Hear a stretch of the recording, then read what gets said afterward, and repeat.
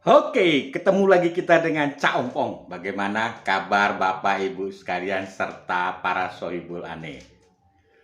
Masih hangat ya seputar kematian Brigadir J. Cak Ompong hari ini coba mengomentari ya pernyataan 3 institusi lah boleh dibilang. Yang pertama adalah hasil otopsi kedua yang sudah dilakukan. Nah, jadi kalau kita perhatikan, makin mendekati proses persidangan kematian Brigadir J, ini sepertinya pernyataan para ya aparat atau institusi makin terasa aneh-aneh. Ya, karena bagaimanapun pernyataan tersebut dicerna oleh masyarakat dan dinalarkan, sehingga di sini peranan logika itu main. Saya ambil contoh mengenai hasil otopsi. Dari hasil otopsi dikatakan tidak ada luka selain luka tembak. Ya. Nah, mari kita melihat sedikit kronologisnya. Terjadinya pembunuhan yang dilakukan oleh Ferdi Sambo itu diawali dengan kemarahan. Nah, tolong dicatat ini, dengan kemarahan. Itu yang pertama. Yang kedua, dihadiri oleh beberapa orang yang dalam tanda kutip juga dalam posisi kemarahan. Nah, kalau hasil otopsi yang mengatakan hanya luka tembak, itu sudah tidak masuk akal. Ya, jadi kalau menurut saya Brigadir J yang di luar, yang masih ada di dalam pekarangan dipanggil, nah itu pasti ditanya, diintegrasi, ya, menjawab pukul, yang pada akhirnya dilakukanlah penembakan. Ya, jadi sangat tidak masuk akal kalau hanya sekedar ditembak.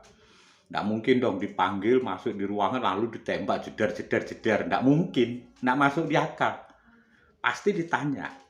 Begitu ditanya, Brigadir J menjawab, itu pasti digebuk dulu, entah diapain lah. Ya, saya bisa membayangkan lah, kalau kita dalam posisi marah, tentu kita harus mulai dengan memukul dulu. Ya, jadi tidak masuk akal otopsi kedua yang mengatakan bahwa hanya penembakan. Itu yang pertama. Terus yang kedua, ya jelas-jelas polisi sudah mengatakan tidak ada pelecehan seksual.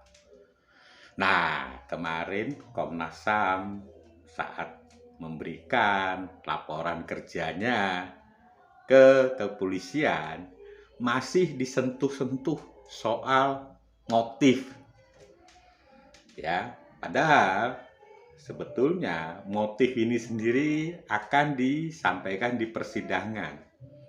Tapi kenapa pertanyaannya Komnas HAM masih menganggap motif? Bahkan yang tadinya motif pelecehan seksual menjadi kekerasan seksual. Nah, ini tolong Bapak Komnas HAM, beda loh pelecehan seksual dengan kekerasan seksual. Ya. Nah, kalau memang tidak paham ya tolong googling ya. Apa itu definisi pelecehan seksual dan apa itu kekerasan. Nah, dari sini ya, kita juga menganalisa lagi. Mungkin nggak ya Brigadir J melakukan pelecehan seksual? Brigadir J itu polisi. Dia bekerja di polisi. Bahkan di Kadif Propam, polisinya polisi. Ya. Nggak masuk di akal sehat kita. Ya. Jadi Brigadir J itu tahu posisinya dia itu polisi dan dia bekerja di Kadif Propam, polisinya polisi. Bisa dibayangkan kalau dia punya niatan seperti itu nggak masuk akal, nggak masuk akal, ya. Jadi kalau kita melihat kadang-kadang pernyataan Komnas HAM ini keluar dari tupoksinya, ya kan, ya sampai mantan Bareskrim Pak Susno Aji ya mengatakan Komnas HAM ini terlalu banyak berkomentar yang bukan pada ranahnya dia.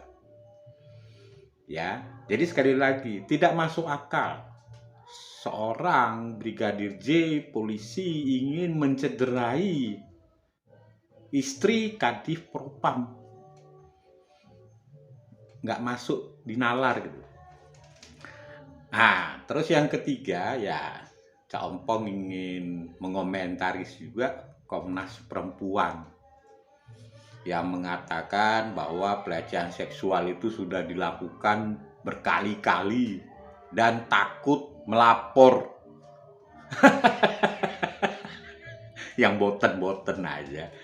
Jadi ya kalau kita berkomentar, apalagi ini semacam institusi Komnas HAM, ya kan, Komnas Perempuan, itu hendaknya apa yang diucapkan itu dipikirkan dulu. Ya, masuk akal enggak? Emangnya yang rakyat yang mendengar, masyarakat yang mendengar itu bodoh-bodoh? Iya kan? Tentu apa yang diucapkan itu dicerna dan dianalisa oleh masyarakat. Bahkan orang yang paling tidak sekolah pun itu mencerna. Nggak masuk akal. Dilakukan berkali-kali takut melapor. Coba. Istri Kadif Propam. Ya, seperti kita ketahui ada ya lelucon lah di tengah masyarakat. Irjen Sambo, Irjen Pol, istrinya Komjen. Jadi justru istri itu paling ditakuti oleh para ajudan. Jadi tidak mungkin. Ya, jadi menurut saya hendaknya para pejabat kalau memberikan informasi, apalagi informasi itu yang penting dan disampaikan ke masyarakat, hendaknya dipikirkan dulu. Karena yang mendengar ini itu bukan orang-orang bodoh. Ya, semakin memberikan informasi yang tidak masuk akal, semakin dibully. Ya contoh seperti Komnas HAM, ya kan, Komnas Perempuan, Akaseto. Jadi aneh-aneh. Yaitu seperti dokter yang memberikan hasil otopsi mengatakan demikian. Kok jadi aneh? Ya kan, harusnya tidak seperti itulah. Oke, jadi demikian saran dari Cak Ompong bahwa rakyat itu yang mendengar itu bukan orang bodoh. Thank you.